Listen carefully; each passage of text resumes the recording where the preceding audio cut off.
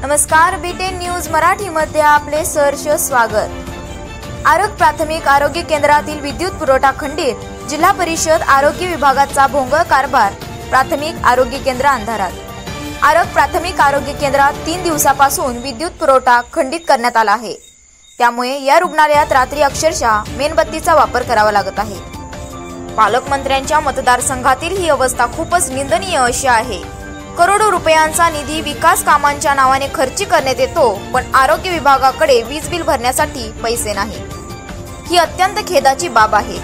या आरोग्य केंद्रात प्रसूतीची सोय असल्याने गर्भवती महिला या आरोग्य केंद्रात दाखल होत असतात। काही औषधे ही फ्रीज मध्ये ठेवावी लागतात। तसेच अत्याधुनिक तंत्रज्ञान हे विजेशिवाय चालत नाही।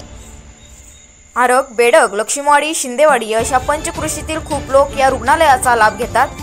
नेहमीच येथे गर्दी असते, पण विद्युत बिल भरण्यासाठी प्रशासनाकडे पैसे नसतील तर निंदनीय प्रकार आहे।